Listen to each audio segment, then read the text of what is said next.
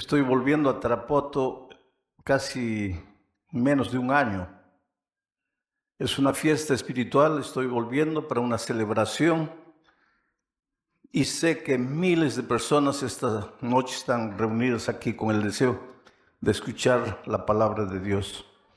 Lo que el Señor ha hecho esta semana es algo así incomparable, indecible. Las palabras se quedan cortas. Yo le estaba diciendo a un hermano esta tarde, a un hermano carnal, creo que yo ya no tengo edad para el ritmo, de este ritmo. Levantar a las 4 de la mañana, pegar avión, porque aquí no hay avión de una ciudad a otra, hay que ir a Lima necesariamente, para de Lima volver al otro lugar. Y a esta edad ya ese ritmo es cansador. Pero cuando veo a la iglesia de Dios vibrando, cuando veo miles o cientos de personas entrando al tanque del bautismo, realmente uno queda emocionado y saca fuerzas de donde no hay. Gloria a Dios por todo lo que ha hecho esta semana. En Cajamarca fue tremendo, en Chiclayo y anoche en Trujillo, 25,000 personas. En la plaza pública había una procesión enorme. El Perú estaba jugando con República Dominicana y el estadio reventando de gente. Dios es maravilloso y el pueblo quiere escuchar la palabra de Dios. Por eso vamos a abrir la Biblia para leer el texto bíblico, pero antes vamos a orar. Amado Padre que estás en los cielos, Señor, gracias, gracias, gracias. En esta noche tibia de Tarapoto, que la brisa de tu Espíritu Santo sople, Señor, y nos refrigere, nos refresque y nos prepare para recibir tu palabra. Esta noche todos estamos deseosos de aprender de ti, pero de esta noche también cada uno trae su lucha, su problema, su drama. Lo maravilloso de todo es que tú no ves a una multitud reunida. Tú ves individualmente a cada hijo, a cada hija, y te compadeces porque eres Padre de misericordia. Desde el cielo contemplas nuestro peregrinaje en esta tierra de miseria, de dolor, de violencia, de desempleo, de hambre, de explotación, de injusticia. Desde el cielo contemplan tus ángeles a este mundo que sufre dolores de parto. Estamos caminando el peregrinaje de esta tierra rumbo a nuestro hogar celestial.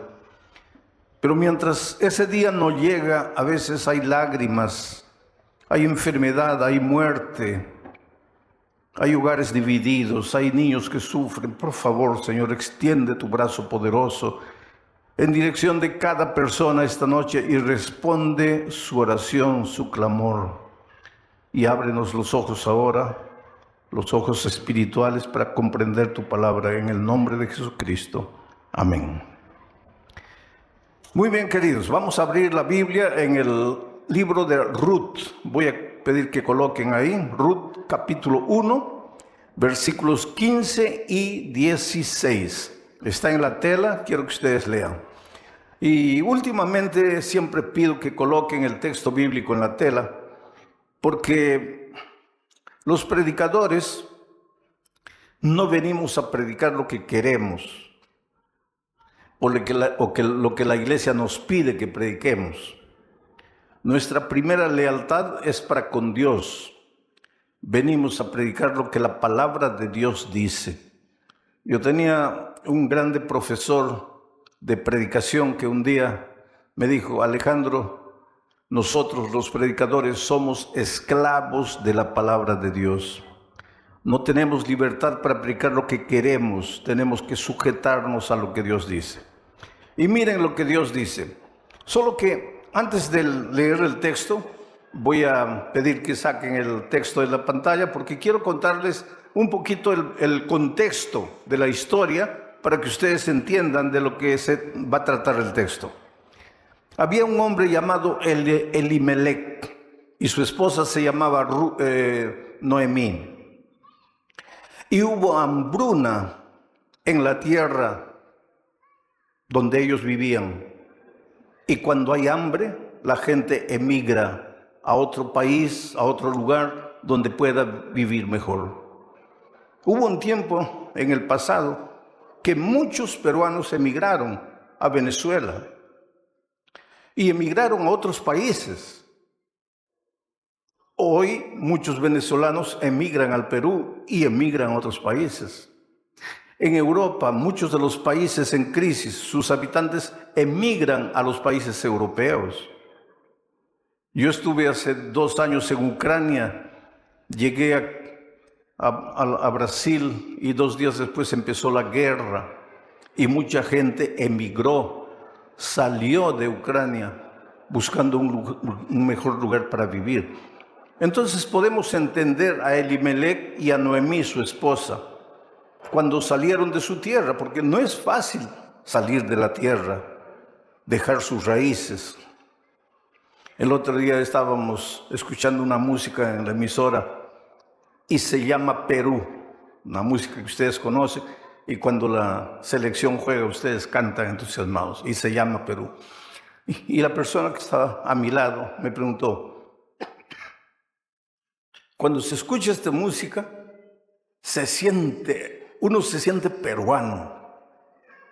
Pero yo le dije, pero si tú estuvieras lejos del país y escuchas esta música, empiezas a llorar.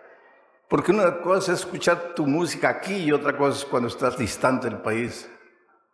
Una cosa es mirar la comida peruana aquí y otra cosa es añorar la comida peruana cuando estás en un país lejos de aquí. Nosotros, todos los seres humanos, somos amarrados a nuestra tierra, a nuestras costumbres, a nuestras tradiciones.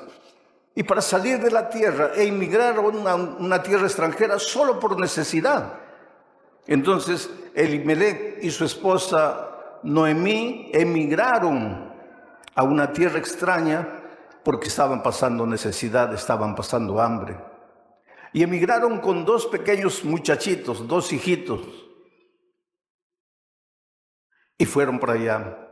El tiempo pasó, los hijos crecieron y los hijos se casaron con 2 muchachas de aquel lugar. Una de ellas se llamaba Orfa y la otra se llamaba Ruth.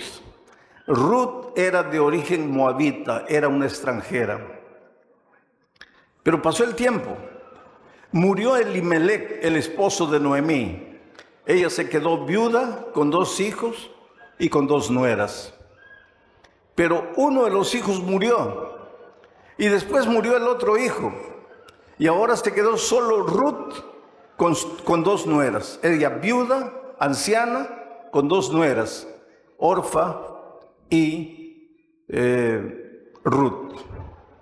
A esas alturas del tiempo ya la situación había mejorado en su tierra. Por otro lado, Noemí estaba viuda, con 2 nueras viudas. Entonces Noemí le dijo a ellas, mejor volvamos a mi tierra, porque por lo menos allá está mi familia. Por lo menos allá podremos sobrevivir ahora, volvamos. Y volvieron. Y caminaron hasta llegar a la salida de la ciudad. Era una parte alta así. Y ahí Noemí miró a las 2 muchachas, sus nueras, y les dijo, miren, ¿qué van a hacer ustedes en mi tierra? Una tierra extraña para ustedes. Mejor yo me voy sola. Vuélvanse a su tierra. Vuélvanse a sus padres. ¿Qué voy a hacer yo sola por ustedes? Orfa, una de las nueras, le dijo, suegra, gracias. Se abrazaron y Orfa regresó. Entonces, aquí viene el texto. Voy a pedir que coloquen el texto ahora sí. Y ahora ustedes van a entender el texto. Mira lo que dice. Y Noemí dijo, ¿a quién? A Ruth. He aquí tu cuñada, Orfa, se ha vuelto a su pueblo y a sus dioses. Vuélvete tú tras ella. Voy a analizar esta primera parte, versículo 15. He aquí tu cuñada ha regresado a sus dioses, a su pasado. Tú también vuélvete. Tú sabes que hay mucha gente que vive añorando el pasado. El pueblo de Israel era típico en eso. Israel había sido libertado de Egipto y estaba caminando rumbo a la tierra de la libertad, pero estaba peregrinando por el desierto. Y cuando había una pequeña tormenta, ya comenzaba a reclamar: Moisés, ¿para qué nos sacaste de Egipto? En Egipto éramos esclavos, pero por lo menos teníamos agua. Aquí nos has traído al desierto, tenemos libertad, pero vamos a morir de sed. Y Dios les sacaba agua de la roca. Ahí faltaba comida. Moisés, en Egipto éramos esclavos, pero por lo menos teníamos comida. Nos has traído para la tierra de la libertad, pero vamos a morir de hambre. Y Dios les hacía caer maná del cielo. Ahí reclamaban: Moisés, estamos comiendo solo maná, maná, maná. En Egipto por lo menos teníamos otras comidas. Nos has traído a la tierra de libertad y nos das solo maná, maná, maná. Y Dios les mandaba codornices, y un día les mandó tantas codornices que dice que ellos comían codorniz hasta que se les salía por la nariz. ¿Por qué que el pueblo de Dios? Porque hoy día no somos nosotros, somos Israel, caminando en el desierto de esta vida, rumbo a nuestro hogar celestial. Pero constantemente estamos mirando para atrás, mirando para atrás, mirando para atrás. Porque para el cristiano no es fácil peregrinar en el desierto de esta vida. Muchas veces vas a perder el empleo, muchas veces vas a ser criticado, vas a ser juzgado, muchas veces tus mejores amigos te van a volver las espaldas, muchas veces te van a hacer sentir ridículo porque crees en la Biblia, porque quieres seguir a Jesús. Y en esos momentos inmediatamente, mejor me vuelvo. Y tal vez esta noche tengo la seguridad que más de uno aquí, o más de uno de los que me está oyendo en la radio, se ha vuelto para atrás, como Orfa, ha abandonado el camino, ha regresado a sus costumbres, está adorando a sus dioses. Y cuando digo dioses no me refiero a ídolos, a sus dioses. A los dioses de la carne, a los placeres. Han vuelto al cigarro, a la bebida, a las drogas, a la promiscuidad. No han sido capaces de mantenerse fieles en el camino hacia Canaán celestial. El ser humano siempre se está volviendo. Entonces, aquí encontramos en este texto un retrato de lo que nos sucede a nosotros. Voy a volver al texto ahora, al versículo 15. Por favor, regresen. Dice así: y Noemí dijo a Ruth: he aquí tu cuñada Orfa se ha vuelto a su pueblo y a sus dioses. Vuélvete tú tras ella. Ahora el versículo 16 dice: respondió Ruth. Esa frase me impresiona. Y voy a pedir que saquen el texto por un momento. Y respondió Ruth. Tú sabes que tu vida diaria es una respuesta. Tú sabes que mientras vivamos en este mundo tenemos que responder. Porque hay muchas voces. En realidad hay dos voces. La voz de Dios que te llama, la voz de Dios que te invita, pero la voz del diablo disfrazado de muchas voces que también te llaman, te seducen, te ofrecen el mundo, te ofrecen placeres, te ofrecen maravillas. La voz de Dios te ofrece una cruz. Toma tu cruz y sígueme. Entre tantos placeres que el mundo te puede ofrecer y la cruz, muchos prefieren obedecer la voz del enemigo. Pero tienes que tomar una decisión, tienes que responder. Y cuando Noemí le dijo a Ruth: tu cuñada ya ha regresado, vuelve tú también, Ruth respondió. ¿Y qué es lo que respondió? Volvamos al texto. Dice: Ruth respondió: no me ruegues que te deje y me aparte de ti. No me dejes, no me pidas, no me ruegues que te deje y me aparte de ti. Voy a parar ahí para comentar. La respuesta de Ruth fue: no me pidas que te deje y me aparte de ti. Ruth le estaba respondiendo a Noemí: no me pidas que te deje y me aparte de ti. Pero yo voy a tomar las palabras de Ruth y las voy a colocar en tu boca y en la mía, dirigiéndonos a Dios. ¿Quiere decir que Dios nos ruega que nos vayamos? ¿Nos pide que le dejemos? No. Dios nos da libertad. Dios podría habernos creado como robots programados para obedecer, máquinas listas para obedecer, pero no. Dios nos creó seres libres. Oh querido, tú eres libre para escoger el camino que tú quieras. Yo escucho muchas veces últimamente predicar un evangelio extraño. Ya han escuchado decir que Dios es amor, Dios es misericordia, y como Dios es una fuente de amor inagotable, cuando Cristo venga nadie se va a perder, todos se van a salvar, porque Dios es amor. Dios sería incapaz de quitar la vida, de destruir a sus hijos, a quienes Él creó. Entonces no te preocupes, acepta la gracia de Cristo, que todos se van a salvar. Ese es un evangelio extraño. Eso no está en la palabra de Dios.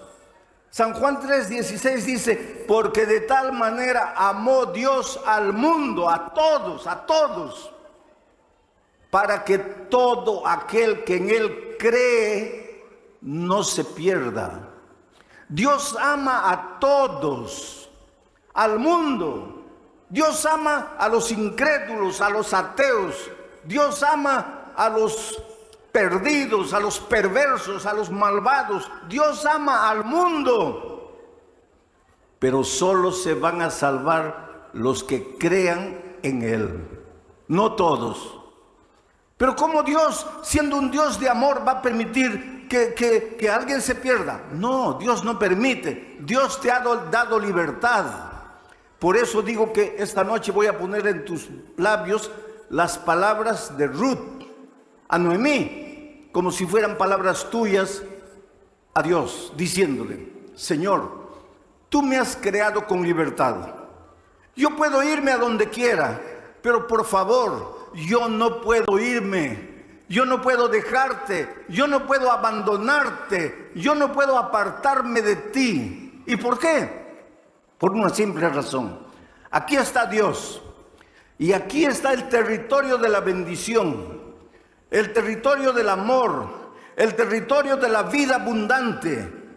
Si quieres vivir una vida plena, no salgas del territorio de la vida, no te apartes de Jesús, no te vayas para afuera, porque si yo me salgo, si yo dejo el territorio de la vida, si yo me alejo de Dios, naturalmente estoy entrando en el terreno de la muerte, en el terreno de la maldición.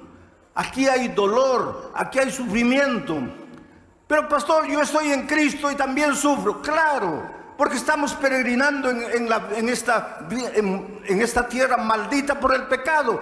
Claro que aunque estés en Cristo vas a sufrir, solo que cuando estás lejos de Jesús sufres y el sufrimiento te acaba, te destruye, maldices y te quitas la vida. Pero cuando estás en Cristo, el dolor puede llegar, puedes llorar, puedes sufrir, pero estás en Cristo y Él finalmente te consuela y te restaura y te levanta. Por eso es que la vida cristiana es relacionamiento con Dios, es buscar todo día a Dios, es caminar con Dios. Analiza las palabras de Ruth nuevamente en el texto bíblico. Volvamos al texto. Respondió Ruth: no me ruegues que te deje y me aparte de ti, porque a donde quiera que tú fueres, iré yo, y donde quiera que vivieres, viviré. Voy a quedarme en esa parte. A donde quiera que tú fueres, yo iré. Donde quiera que tú vivieres, yo viviré. Voy a colocar nuevamente las palabras de Ruth en tu boca, para que le digas al Señor Jesús: Señor, yo no tengo otro camino. Puede haber miles de caminos, pero para mí solo existe un camino. Yo te voy a seguir. A donde quiera que tú fueres, yo iré. Yo te seguiré. Yo andaré contigo. Yo no me apartaré de ti. Eso es lo que pensaba Enoc. Por eso Enoc caminó con Dios y Dios se lo llevó al cielo vivo. Eso es lo que pensaba David. Por eso David dijo: andaré con mi Dios en la tierra de los vivientes. Eso es lo que pensaba Noé. Por eso Noé caminó con Dios, y la Biblia dice: y porque caminó con Dios fue un hombre perfecto. Eso es lo que pensaba Abraham, porque una noche el Señor se le apareció y le dijo: anda conmigo y sé perfecto. La vida cristiana es andar todos los días con Dios. Y finalmente en el cielo, Juan en Apocalipsis 14, versículo 1, él ve en el cielo a los redimidos siguiendo al Cordero por donde quiera que va. Quiere decir que si en el cielo los redimidos van a seguir a Jesús por donde quiera que va, es porque en esta tierra aprendieron a seguirlo. Porque en esta tierra le dijeron a Jesús: a donde quiera que fueres, iré yo. Ahora tú me vas a hacer una pregunta que una ancianita en algún lugar del mundo me hizo. Me dijo: pastor, yo no le entiendo. Usted dice que la vida cristiana es caminar con Dios. Dígame, ¿cómo puedo caminar con Dios si yo no lo veo? Si yo no lo puedo tocar, ¿cómo es que voy a caminar con Dios? Fácil. Cuando tú todos los días abres la palabra de Dios para estudiar por lo menos un versículo de la Biblia y reflexionar en él. Cuando tú todos los días, mientras estás andando, haciendo todo, abres tu corazón a Dios y oras y le cuentas a Dios todo lo que se te ocurre, lo que sientes, lo que vas a hacer. Cuando tú oras y cuando tú le cuentas a otra persona que Jesús es la fuente de la vida, tú estás caminando con Dios, andando con Dios, estás siguiendo a Dios, a Jesús por donde quiera que Él fuere. Y cuando tú estás caminando con Jesús, el carácter de Jesucristo pasa a ti, se refleja en ti y dejas de ser un rabioso, un iracundo, un mentiroso, un envidioso, un orgulloso. ¿Por qué? Porque de tanto caminar con el Maestro, el carácter del Maestro se refleja en tu vida y te vuelves manso y humilde de corazón. Y entonces tu hogar es un hogar feliz y tus hijos te aman y tu esposa es apasionada por ti. ¿Cuánta gente viene a mí y me dice: pastor, no puedo con mi carácter, mi problema es mi carácter, soy terrible? Yo sé, un día cuando Jesús estaba en esta tierra, se acercó a Jesús un hombre con un carácter terrible. Su nombre era Juan y su apodo era el hijo del trueno.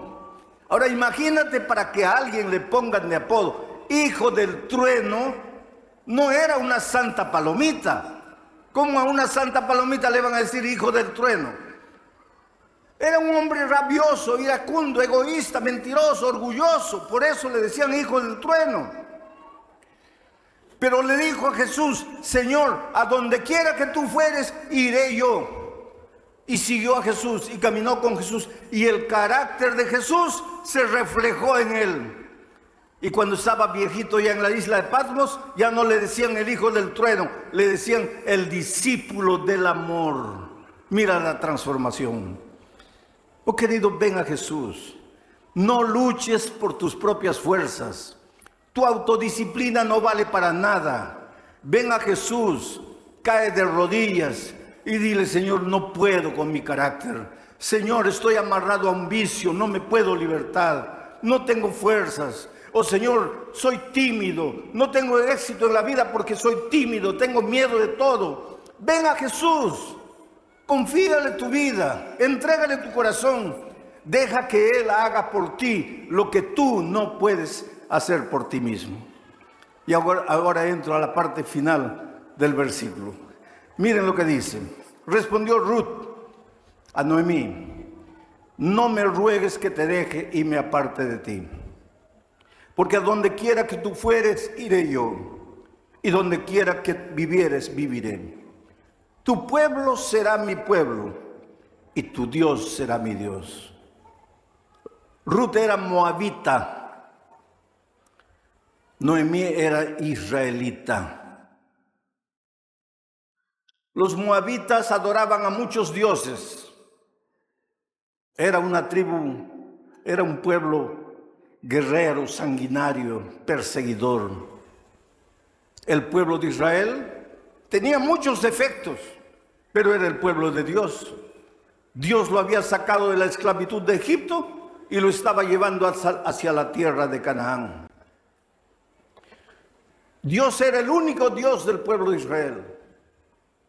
Dios había establecido sus 10 eternos principios de su ley en tablas de piedra en el monte Sinaí. Cuando Ruth le estaba diciendo a Noemí: tu pueblo será tu pueblo, tu Dios será mi Dios, estaba tomando la decisión de unirse a la iglesia de Dios en esta tierra para caminar con los hijos de Dios el peregrinaje de este mundo para finalmente llegar a Canaán celestial. Pero ahora viene otro texto que quiero leer para que ustedes entiendan bien lo que quiere decir tu pueblo será mi pueblo, y para que ustedes entiendan lo que significa la iglesia en la vida del cristiano. Por favor, querido, no pienses que porque te bautizas y perteneces a una iglesia ya estás salvo. Nunca pienses eso. La iglesia no tiene poder para salvar a nadie. Solo Cristo y su gracia maravillosa salvan. Pero por favor no me digas que estás salvo en Cristo si no estás en su iglesia. Y ese principio lo establece Pablo en la epístola a los Efesios. Voy a pedir que coloquen el texto. Capítulo 2, versículos 15 y 16. Dice, hablando del Señor Jesucristo, Pablo, dice que Él, Jesucristo, aboliendo en su carne las enemistades, la ley de los mandamientos expresados en ordenanzas. No dice que Cristo abolió en su carne los 10 mandamientos de la ley de Dios, no dice. Dice, abolió en su carne los mandamientos expresados en ordenanzas. ¿Cuáles eran esos mandamientos expresados en ordenanzas? Todas las instrucciones relacionadas a los sacrificios de corderitos que simbolizaban a Jesús. ¿Y por qué Jesús abolió en su carne esos mandamientos de ordenanzas, de instrucciones, de sacrificios?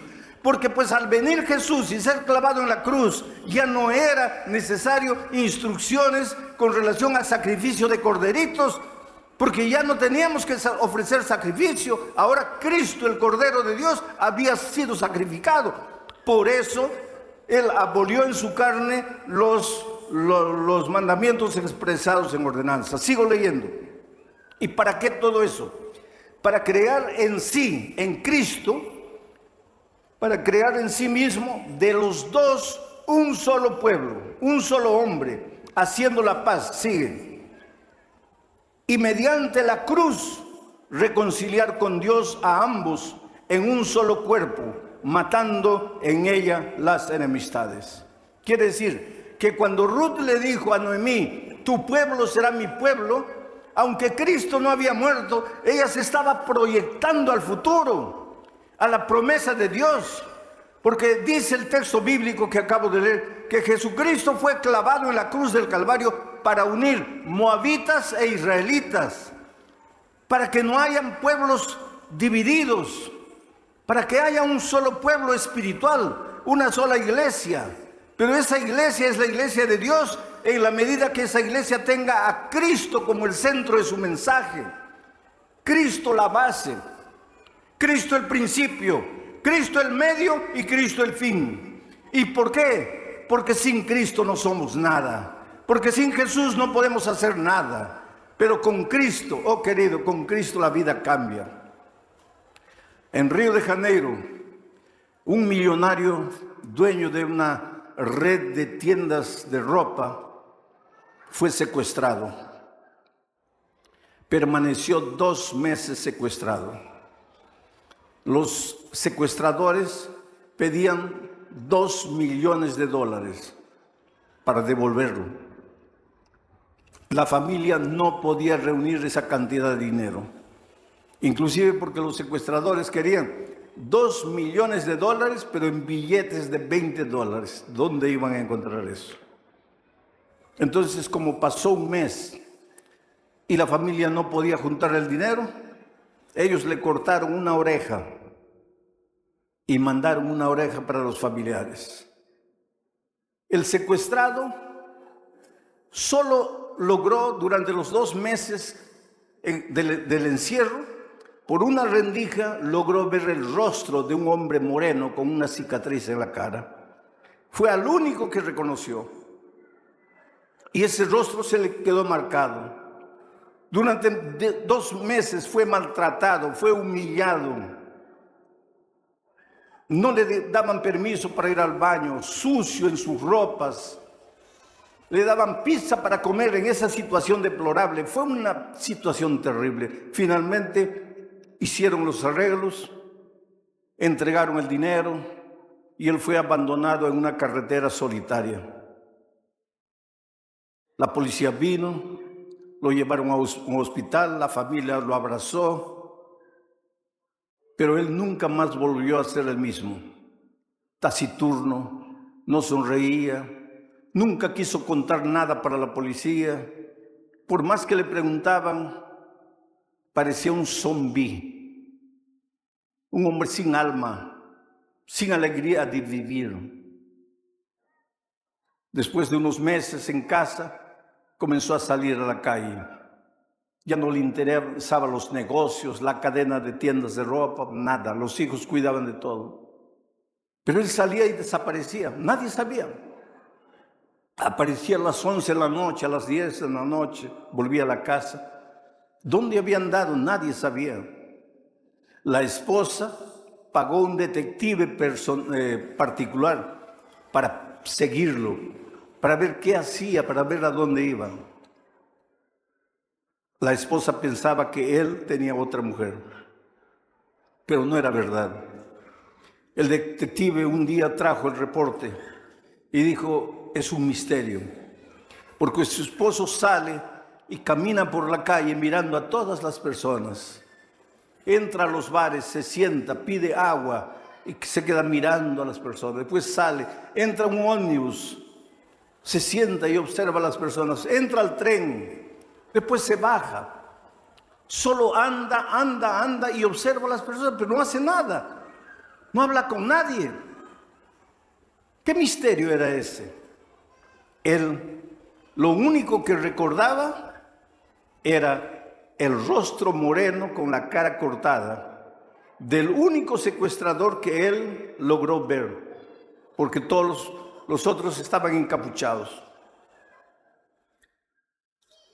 Un día, este hombre estaba a las 6 de la tarde, cuando la gente estaba saliendo del trabajo, parado en una esquina, en un bar, tomando agua, y de repente casi cae al suelo, porque ahí sentado en el bar, ve al moreno de la cara cortada. El corazón casi se le salió por la boca, pensó, me va a reconocer, y se escondió. Pero después lo empezó a seguir. El moreno tomó un ómnibus, él tomó el mismo ómnibus y fue atrás. Después de unas horas de viaje, el moreno saltó, él también saltó. Lo siguió. El moreno entró a una casa de 2 pisos de color amarillo y no salió. Entonces él dedujo, esa es la casa donde él vive. Al día siguiente volvió. Había unos muchachitos jugando en la calle, se acercó a ellos, les dio dinero Les dijo, ustedes saben quién vive en esa casa, y ellos le dieron el nombre. Con ese nombre en la mano, ese hombre buscó a un equipo de matadores, sicarios, matadores de alquiler, y les ofreció mucho dinero. Les dijo, pero lo único que yo tengo es a este hombre, este es el nombre, vive en tal calle. Me avisen cuando los 5 están muertos, porque eran 5 los secuestradores. Pasó 1 semana, 2 semanas, 3 semanas. Una madrugada él estaba durmiendo cuando el teléfono suena y la voz del sicario del otro lado le dice, mira, toma el dinero, ya le habían dado 50%, pero toma el resto del dinero y ven corriendo porque antes de desaparecerlos queremos que tú los veas. Y él salió disparado. La esposa preguntó, ¿a dónde vas? Él no dijo nada, desapareció y corrió. Y cuando llegó ahí estaban los 5 cuerpos. Y el sicario con una linterna en la mano le dijo, mira, míralos bien. Esos son los 5 que te secuestraron. Ahí estaba el moreno de la cara cortada, ya muertos. Pero cuando él fue yendo, el 5, cuando vio al 5, dio un grito y le dijo el sicario, te has equivocado. Este no. Este es mi mejor amigo. Este es el que ayudó a mi familia en las transacciones con los secuestradores. No, te has equivocado. Y el sicario le dijo, no, yo no me equivoqué. Ese es el jefe de la cuadrilla, tu mejor amigo. A las 10 de la mañana, la familia de él fue avisada. Él se había chocado contra un árbol y cuando despertó estaba loco, estaba enloquecido. Tuvieron que llevarlo a un manicomio y en ese manicomio permaneció 2 años. En las noches de luna salía desnudo a la orilla de la piscina y aullaba como un lobo, loco, completamente desequilibrado. Pero ese hospital tenía un capellán, un pastor, y ese pastor se acercaba, tratando de hacerlo hablar. Él no hablaba nada, él nunca decía nada, él solo se quedaba en un rincón y lloraba, y en las noches aullaba y gritaba, un hombre con la vida completamente destrozada. Y un día el pastor capellán pensó, este hombre carga una culpa terrible en la vida. Y le comenzó a leer una historia bíblica de perdón, de cómo Dios perdona, de cómo Dios transforma. Y a medida que el pastor le hablaba, él lloraba. Y finalmente, llorando, le dijo al pastor sus primeras palabras, pero a mí Dios no me puede perdonar, porque yo mandé matar 5 personas. Y una de ellas era mi mejor amigo. Y el capellán lo abrazó y le dijo, sí, para ti hay perdón. Mira lo que dice este texto. Todo pecado le será perdonado al ser humano. Todo. Asesinato, adulterio, miseria, violencia, injusticia. Todo. Por lo tanto, tú estás perdonado. El hombre se abrazó al pastor y lloró. Oraron. Y a partir de él, ese hombre empezó a estudiar la Biblia. Y a medida que estudiaba la Biblia iba quedando lúcido. Y cada vez que la familia iba a visitarlo, lo encontraba más lúcido. Hasta que un día el director de la clínica de recuperación le dijo a la familia, llévenselo, ya está sano, ya está bien. El hombre abrió la Biblia.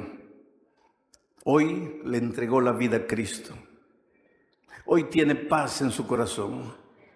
Y hoy sale buscando otras personas para hablar del Señor Jesucristo. No importa quién eres ni cómo has vivido. No importa lo que has hecho o lo que estás haciendo. Dios tiene poder para transformar tu vida.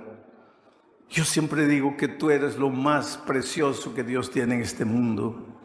Él te conoce, Él sabe tus luchas, tus dolores, tus traumas, los complejos que cargas desde tu niñez. No hay nada oculto a sus ojos y Él te ama como eres. ¿Cuántas veces personas me dicen, pastor, a mí Dios no me puede aceptar porque yo soy la peor miseria de la vida? No importa lo que eres, ni importa cómo te sientes. Ven a Jesús, entrégale tu vida. Dile, Señor, yo no quiero apartarme de ti. Señor, tu pueblo será mi pueblo. Yo quiero que tú seas mi Dios. Dile, Señor, a donde quiera que tú fueres, yo iré. Yo te seguiré. Orfa decidió volver. Ruth decidió unirse al pueblo de Dios. Y Ruth llegó a ser ancestral del Señor Jesucristo por la decisión que tomó. Hoy es tu oportunidad.